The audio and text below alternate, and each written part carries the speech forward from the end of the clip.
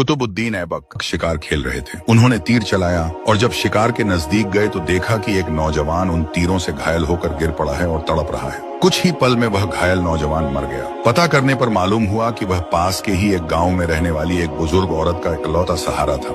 वह जंगल से लकड़ियां चुनकर बेचता और जो मिलता उसी से अपना और अपनी माँ का पेट पालता था। कुतुबुद्दीन ऐबक उसकी माँ के पास गए और बताया कि उनके तीर से गलती से उसके बेटे की मौत हो गई है। माँ रोते रोते बेहोश हो गई। कुतुबुद्दीन खुद को काजी के हवाले किया और अपना जुर्म बताते हुए अपने खिलाफ मुकदमा चलाने की इजाजत दी। काजी ने मुकदमा शुरू किया।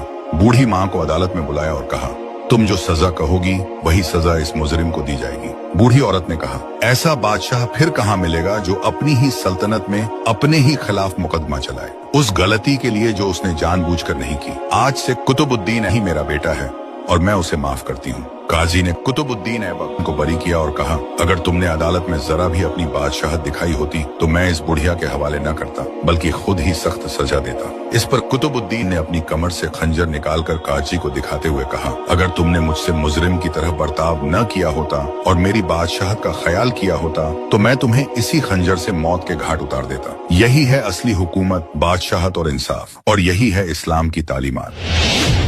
नसूह एक ऐसा मर्द था जो औरतों जैसी शक्ल व सूरत रखता था। नर्म आवाज, नाजुक जिस्म और दाढ़ी के बगैर वो इसी जाहिरी भेस का फायदा उठाकर जनाना हमाम में औरतों का मसाज करता था। ये उसके लिए जरिया माश भी था और उसके दिल में छुपी ख्वाहिश की तकमील भी। कई बार जमीर ने उसे मलामत की मगर हर बार वो अपनी तौबा तोड़ देता था। एक दिन बादशाह की बेटी हमाम में आई और मसाज के बाद उसका कीमती हीरा कहीं खो गया। शहजादी के हुक्म पर सबकी तलाशी ली जाने लगी। नसूह बदनामी और शर्मिंदगी के डर से एक कोने में छुप गया। जब उसने देखा कि कनीजें उसे ढूंढ रही हैं, तो उसने रोते हुए सच्चे दिल से खुदा से तौबा की और दुआ मांगी, ऐ अल्लाह, मैं वादा करता हूँ कि आज के बाद कभी ये गुनाह नहीं करूंगा, मेरी लाज रख ले। उसकी दुआ अभी खत्म भी नहीं हुई थी कि बाहर से आवाज आई, नसूह को छोड़ दो, हीरा मिल गया है। नसूह की आंखों में आंसू थे और दिल में इत्मीनान। उसने शहजादी से रुखसत ली और घर आ गया। नसूह जान गया था कि अब इस शहर में रहना मुमकिन नहीं, जहाँ की औरतें अब भी उसे चाहती थी। उसने अपनी तमाम नाजायज कमाई गरीबों में बांट दी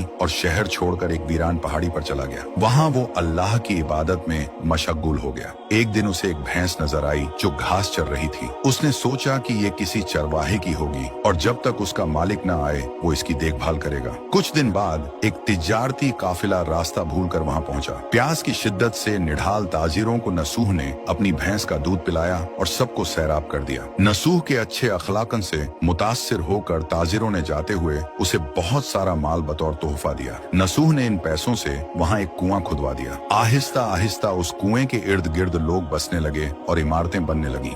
नसूह की नेकियों की वजह से सब उसकी इज्जत करते थे। नसूह की नेकी और शोहरत के चर्चे बादशाह तक जा पहुंचे। बादशाह उससे मिलने का बेहद मुश्ताक था, लेकिन नसूह ने बादशाह के पास आने से इनकार कर दिया। इस बेनियाजी ने बादशाह की मिलने की तलब और बढ़ा दी और उसने खुद नसूह से मिलने का फैसला किया। जब बादशाह नसूह की बस्ती में दाखिल हुआ, वहीं उसकी रूह कब्ज हो गई। चूंकि बादशाह बतौर अकीदतमंद नसूह के पास आ रहा था और रियाया भी नसूह की खूबियों की कायल हो चुकी थी, सब ने नसूह को बादशाह के तख्त पर बिठा दिया। नसूह ने इंसाफ का निजाम कायम किया और उसी शहजादी से शादी कर ली जिसके गोहर की वजह से उसे हिदायत मिली थी। एक दिन एक शख्स दरबार में आया और अपनी गुमशुदा भैंस का जिक्र किया। नसूह ने मुस्कुराते हुए कहा, तुम्हारी भैंस मेरे पास है और आज जो कुछ मेरे पास है वो सब उसी की वजह से है। इस पर वो शख्स कहने लगा, ऐ नसूह, जान लो, न मैं इंसान हूँ और न ही वो जानवर भैंस है। हम दो फरिश्ते थे जो तुम्हारा इम्तिहान लेने आए थे। ये सब कुछ तुम्हारी